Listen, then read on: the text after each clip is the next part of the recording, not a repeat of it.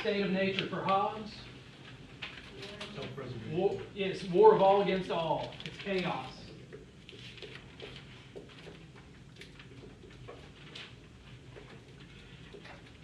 But we're rational and self-interested, so we don't want war. We want peace. So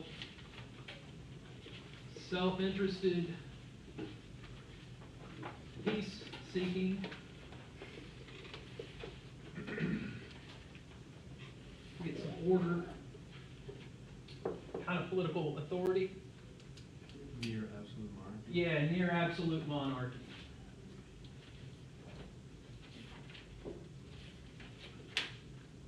I say near absolute because there's still one legitimate reason to revolt against a strong centralized dictator in Hobbes's view, namely if that dictator can't maintain peace and social order.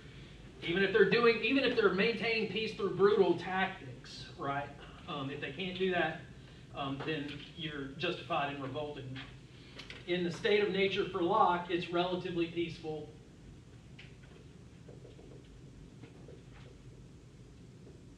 And what's the big difference here? There's no morality over here at all. It's just a war of all against all. But over here, you still have moral rights.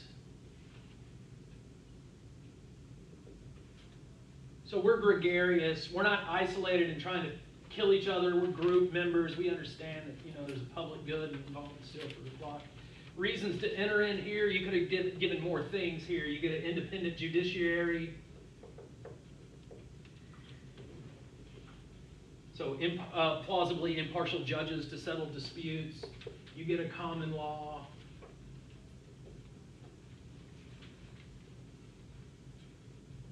You get several different social benefits there as well, and you get official protection of private property, which is the end for which government's instituted according to Locke. Then for Locke, we don't get near absolute monarchy. What do we have?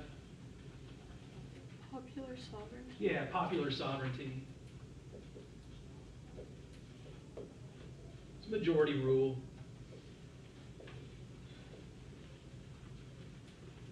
How'd y'all do? Pretty good? Not so good? Those are basic forms of political government.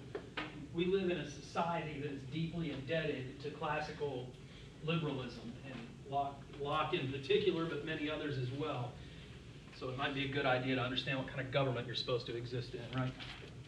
So we get again, two different types of social contract theory. So I emphasize that idea of social contract theory because that's still individuals deciding whether they're going to enter into the contract or not, right?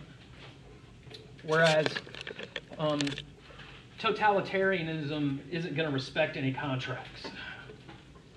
So that's what we'll look at today. You read an article called Gestational Totalitarianism about Handmaid's Tale, where it's a totalitarian government that has to control every part of life, including the reproduction, because of in the story anyway, the setting is they have a fertility crisis in society. Right, so we've talked before about Aristotle's four basic types of government or types of constitution. Aristotle was basically thinking in terms of political units the size of city-states. All right? So, think of like Baton Rouge being its own political community unto itself. That's kind of what he has in mind. The city-states weren't like megacities or anything like that. They were relatively small things. And so he thought, you had these different types of constitutions in that kind of government. So you could have rule by one. The kind that rules for the common good is a kingship or a monarchy. If it's ruled by one and they rule for their own private interest, you get tyranny. If it's ruled by few and the few are concerned with the common good, you get aristocracy. If it's ruled by the few in terms of only the few's interest, their private interest as a group or a class, then you get oligarchy. Ruled by the many, when that's done with eye towards the common good, you get polity. And then when you got the majority vote, or everybody gets a vote, but they're all in it out for themselves, that's democracy. basically. So that's a corrupt form of rule by the many, according to Aristotle. Very different view of democracy than we typically have, right? And then we looked at Hobbes and Locke. Locke gets us closer to the view of a democracy that, in the modern sense of the term, right? Aristotle was an ancient Greek thinker. They didn't have mass societies. They didn't have industrialization. They didn't have any of that stuff, right? And so we get these two different views of social contract theory. But again, this is individuals deciding voluntarily, this is the idea of social contract theory, individuals deciding that they're going to be members of society. A totalitarian society does not respect any contracts. And so we'll look at Hannah Arendt today. You already read a little bit about Hannah Arendt in the article for today. Most of the article talked about the human condition,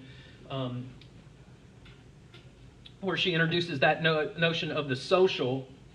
And she starts off with a reference to Aristotle. Aristotle had divided up political life into a public sphere and then a private sphere. And the private sphere was basically the home, and the public sphere is basically your work and the business of like normal politics, right? Your public life, what we would think of as your public life.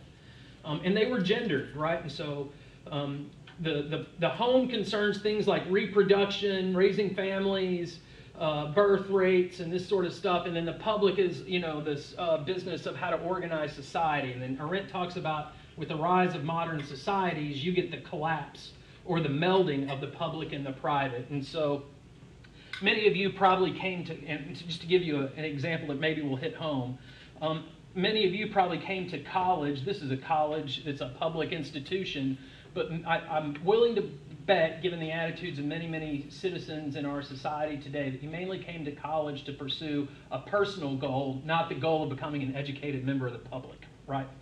That's not a good thing according to Arendt, right? So I put too many passages in here. I'm going to skip this one.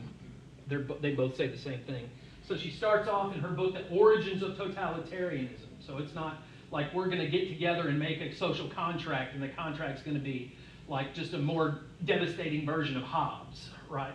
That's not what's going on here. So she says totalitarian movements are mass organizations, right? So not totalitarianism in power, but a totalitarian political movement is a mass organization of atomized, isolated individuals. Compared with all other parties and movements, their most conspicuous external characteristic is their demand for total, unrestricted, unconditional, and unalterable loyalty of the individual member. So that's their primary external characteristic. So the way totalitarian movements look to the outside, people on the outside of those movements, is the demand for loyalty of each member, right? So that's, again, a totalitarian movement. It is organized from atomized, isolated individuals. And she doesn't mean like people that are living in the woods, like separate from each other. She means people in mass societies that don't have normal human relationships, right? That are not mediated like by technology or any of that kind of thing. She's like confronting human beings that are not, we have odd social relationships. You probably spend more time on a device than we spend actually talking to other human beings in person, for example, right? So that's what she's getting at. It's like you could be living all over and near people, right? But it's that you don't have normal social relationships with others, the people you work with. It's all mediated by some other kind of technology, or your neighbors, but you're really strangers to each other, right? So how does totalitarianism going to function? Well, it rules us from within, right? So the totalitarian ruler would be interested in wanting to create a citizen or a subject really of the sort that has undying loyalty, right? So how do you do that? You're going to have to use propaganda.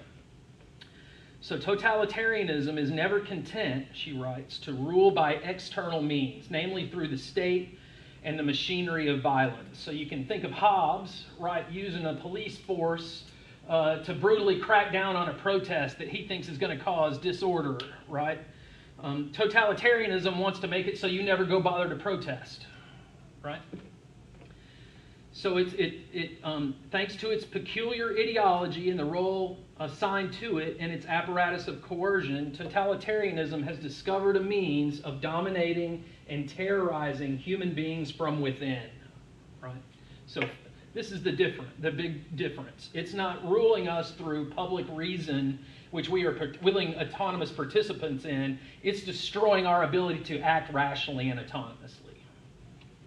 So it rules us from within. Indoctrination and brainwashing.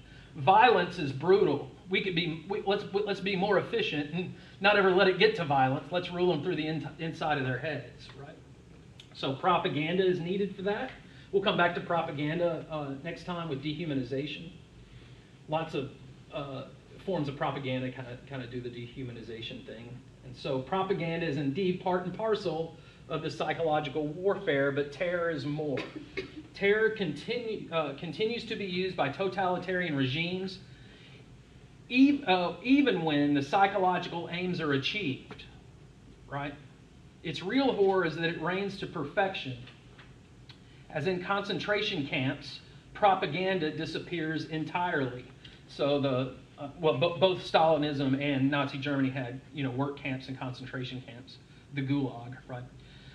So they didn't have propaganda. And as she points out, in Nazi Germany, propaganda was forbidden in the concentration camps, where you think you most need it.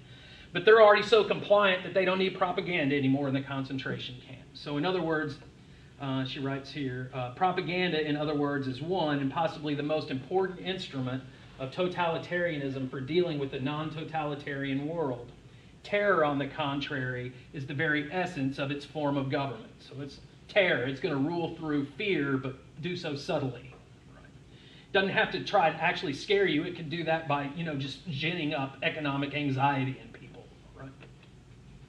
Or racial anxiety, or religious anxiety. You use lots of different things to do that. So she says the true goal of totalitarian propaganda then is not persuasion, but the organization, the accumulation of power without the possession of means of violence. So it's trying to create a mass movement. So if you get enough mass people that only care about doing a certain thing, it doesn't matter what anybody else is going to do, right? It's just a social pressure thing. So it's no accident that the two totalitarian movements of our time, so frightfully new in method of rule and ingenious in their forms of organization, have never preached a new doctrine, have never invented an ideology which was not already popular. So like in Nazi Germany, anti-Semitism was already a thing. It's not like the Nazis spread anti-Semitism. There was already anti-Semitism in the culture, and then they tapped into that popular sentiment to mobilize the population. Right? In Stalinist, it was economic anxiety that they used, right? In Stalinism. So totalitarianism, right, then makes use of popular sentiment. It's an important thing to point out. Totalitarian regimes don't function unless they have enough popular support. Right? So their idea of domination was something that no state and no mere apparatus of violence can ever achieve, but only a movement that is constantly kept in motion, namely the permanent domination of every single individual in each and every sphere of life, right? So, this doesn't have to be done brutally. We just got to convince you that this test shows that you're just going to be a worker and not a CEO. Right? So in Gestational Totalitarianism that y'all read for today, in Gilead, if you're not familiar with The Handmaid's Tale, it's a society in which kind of puritanical Christianity and totalitarianism and capitalism all kind of combine. So the author here writes, in most societies, the plummeting birth rate and low fertility is cause for great concern. However, in Gilead, falling birth rates are an urgent excuse to encourage or force birth, not by giving women options via reproductive technology, healthcare, or child care. The commander says, damn Cubans, all that filth about universal daycare. Instead, the solution is to remove reproductive rights and control women's bodies. Something that Arendt would have normally thought of as in the private sphere has become an object of government then, right? So how you reproduce, natality, right, and the control you have over your own body become governed in totalitarian regimes. And so the Nazis and Stalinists, they had to worry that they had enough population in order to have enough workers, right? In Nazi Germany, you got to have enough people doing the right thing so that you're creating a master race. Well, you only do that through the controlling of breeding, right? The controlling of reproduction. So they do that in Gilead in a fictional way, but most of y'all probably know about China's one-child policy and the issues that have arisen from that. It's the same sort of deal. It's governing reproduction, right? So that's literally the governing of life, right? Both the life of the individual and the life of the population through the intersection of those two things, right? So in the concentration camps, she calls these the laboratories in which the fundamental belief of totalitarianism that everything is possible is being verified. The prisoners typically outnumbered the guards, but they didn't ever revolt. So there's a question about that, right? About how you get people to such a point to where even if they have the numbers to overthrow the rulers, they won't do it, just as they're about to walk them into ovens, right? Death camps. So the road to total domination involves these three basic steps, according to Arendt. So you can think about, if you know much about the history of Nazi Germany, you know they all met and decided to have these hygiene laws, right? And that's what enabled them to get rid of the bearer of legal rights in society. So the first thing to do is to strip a group of people from their legal protections.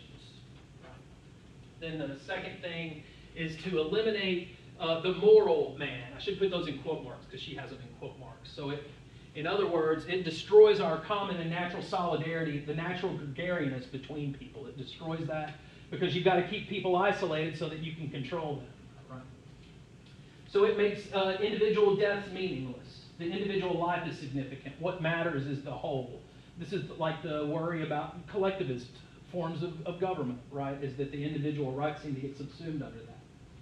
And then it eliminates the individual's unique identity. As she says, the goal of a totalitarian system is to basically reduce people to functions of society, not treat them as individuals, right, with the unique identities, but to treat them as parts, cogs in a machine, essentially. And the trick is to get them to think of themselves, to get them to identify with their cog in the machine-ness, right?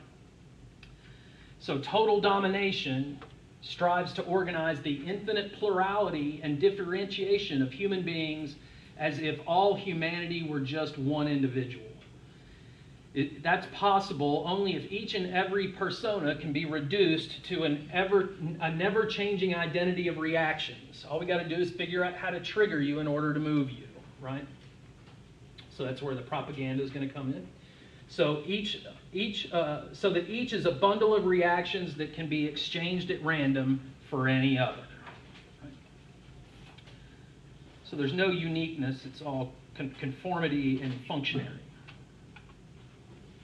So the totalitarian rule, even though it confronts us with a totally different new form of government. Then again, Aristotle was thinking of social contracts and city-states. He wouldn't have had an idea of a mass political movement in an industrialized, technological society. It would probably freak him out, right? So it's a form of government that defies, it is true, all positive laws, even to the extreme of defying those laws which it has itself established or which it does not care to abolish. But it operates neither without guidance of law, nor is it arbitrary, for it claims to obey strictly and unequivocally those laws of nature or those laws of history from which all positive laws have always been supposed to spring. So what she's getting at here is that you have Nazism on the one side, Nazi fascism on the one side, National Socialism, and then Stalinism on the other. Well, those were forms of governments that proclaimed to be how should I put it? They claim to basically be embodiments of the laws of nature or the mechanisms of history that move history. So I capitalized both of them. So in Nazi Germany, it was like, look, they have this teleological view of history, history's going to reach this end point where the only people left around are Aryans. And so now we're just going to speed that up, right? So having a government that's going to just aid what they believe is just social Darwinism, but it's really their idea. They're projecting it, right? It's part of the ideology. In Stalinism, there was a Marxist element to it because Stalin thought, he was convinced that history worked according to class struggle and that you had these revolutions until you ended up in a communist utopia. And so we've just got to now shape society through the government to let those forces loose, right? And sorry, non-Aryans and gypsies have got to go, and we got to kill the capitalist owners over here to get the new proletariat rolling. So they claim to be rooted not just in laws of human invention, but forces of nature, right? So again, very different from what Aristotle would have thought there. So terror, then, is the realization of the law of that movement. Its chief aim is to make it possible for the force of nature or history to race freely through mankind unhindered by any spontaneous human action. That's why they've got to get rid of what Arendt called action, one of her 3 activities of life, where you're engaged with other people.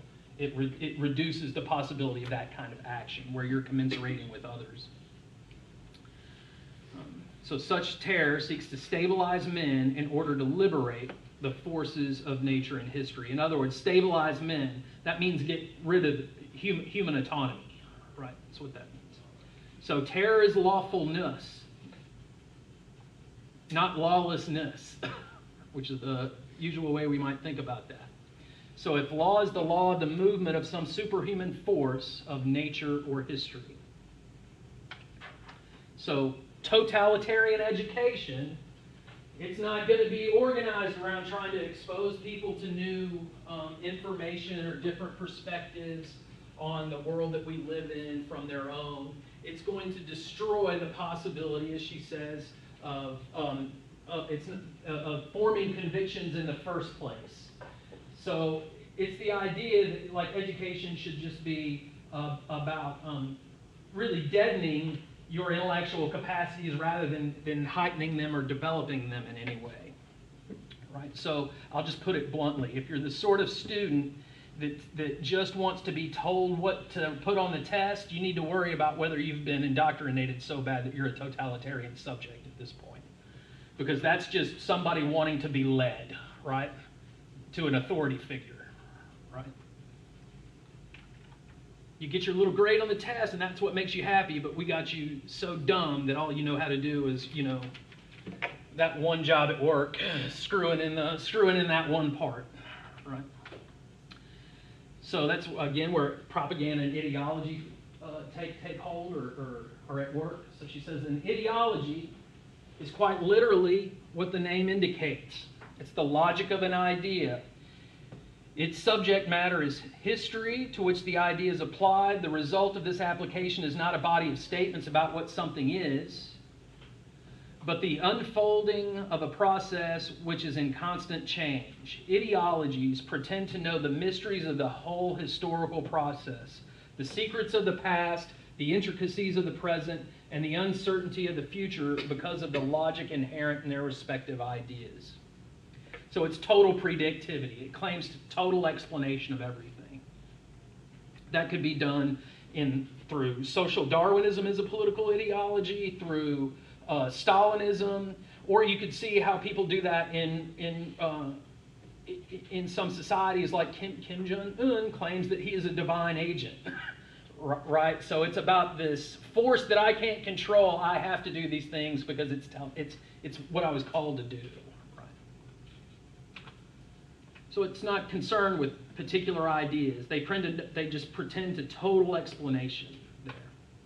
So first on our list of the ideological mindset from Arendt is a desire for, a need for, and appeal to total explanations.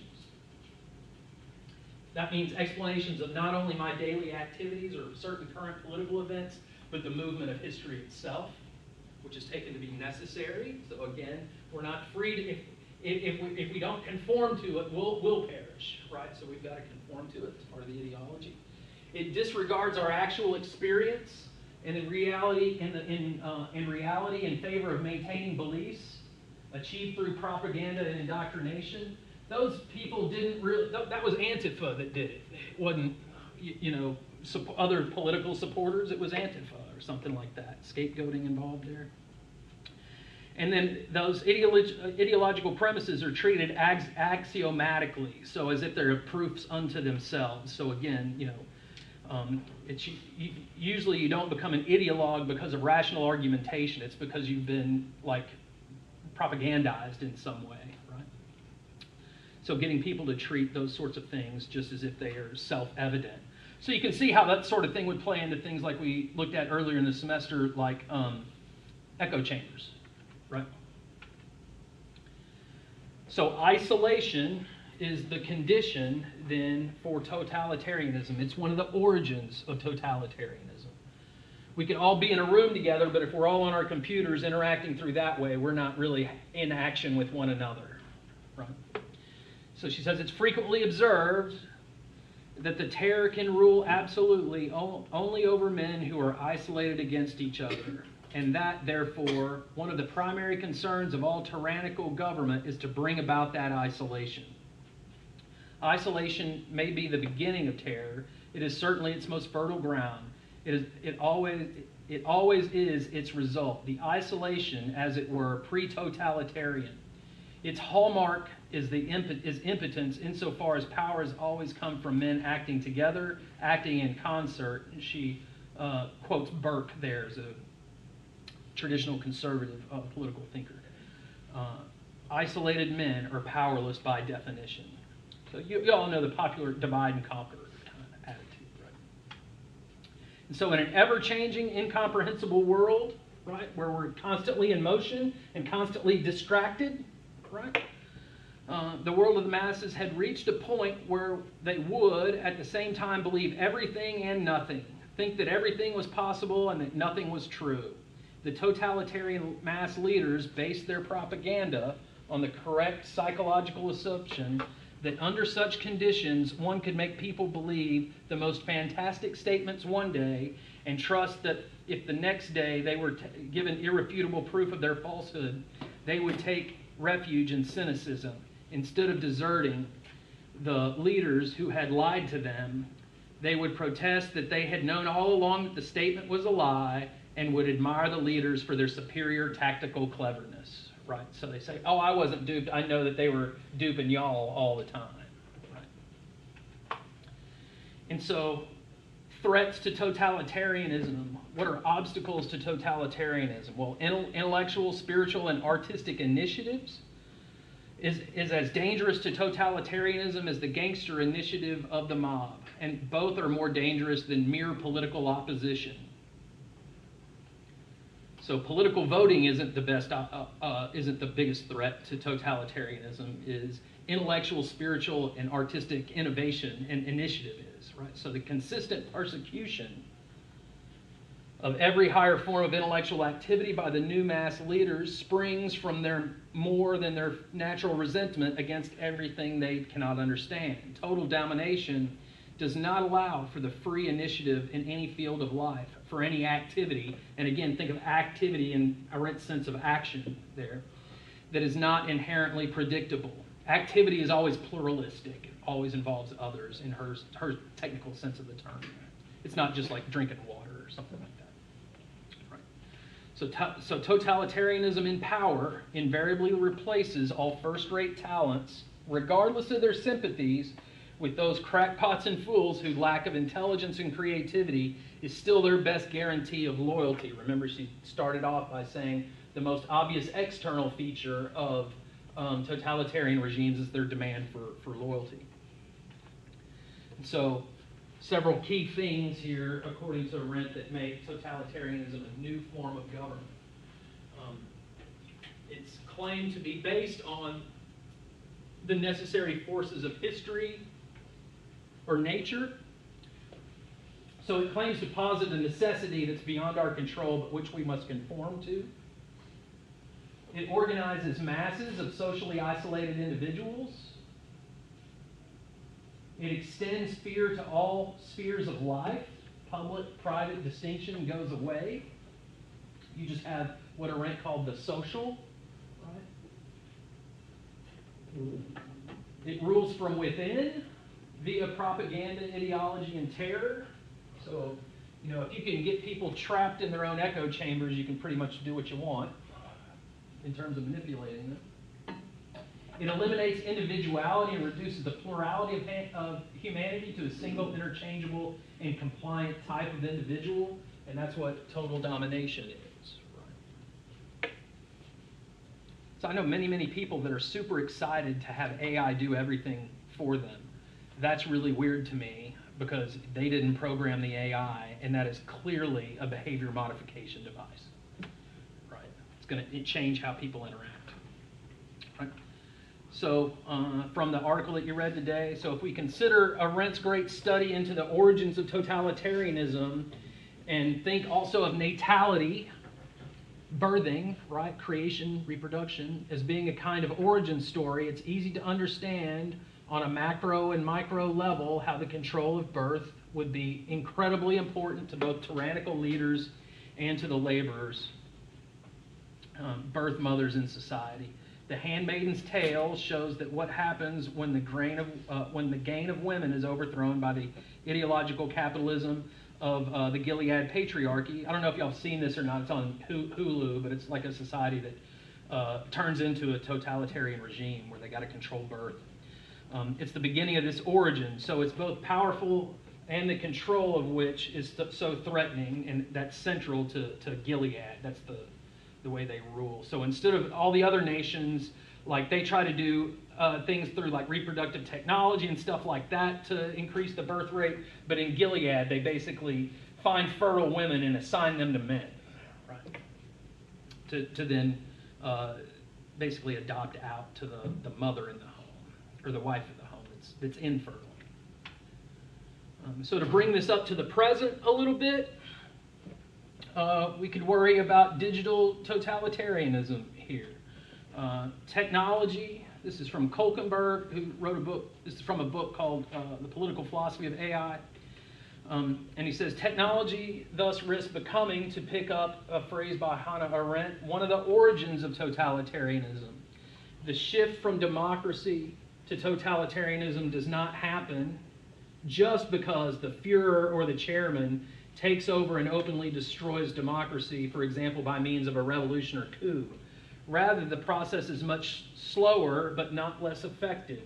By means of AI and other electronic technologies, the balance of power is slowly tilted to the hands of a few powerful actors, whether in the government or in corporations, and certainly away from the people if they already had much power in the first place. In this way, AI is more than a tool, it's a game changer. As it is applied to the political field, it also changes that political field. For example, when it contributes to the creation of a totalitarian dynamic. And so several things we could worry about there include mass surveillance, AI-generated propaganda. There was already an issue with that in Florida in a governor's race last year, I believe. Data mining, like China's social credit system, algorithmic governance. There are examples where judges have used AI to help decide prison sentences, and the decision making is like radically out of whack to what our judges normally do. Or in the assigning of, whether you're going to get a home loan or not, right? It's going to be all sorts of data is going to get fed into that. Whether our health insurance is going to function the way we want it to. Are they going to look at my credit cards and see that I went to McDonald's too many times, so now my health care is cut off or something like that, right? So we could worry about algorithmic governance. Y'all know about the TikTok beauty thing? Y'all know about that? TikTok got caught basically boosting pretty people and minimizing ugly people in your feed. That ain't going to have a good effect on people, right? And then predictive policing, right? Recidivism rates and these sorts of things. So since the AI is technology produced by humans, it ends up with human biases in them, whether we're trying to put them in there or not. You can look at that just with how social recognition has picked out people very strangely based on how it was programmed. So lots of things to worry about there. And then a little bit on Eichmann, who we again encountered at the beginning of the semester with the banality of evil, and Cartman.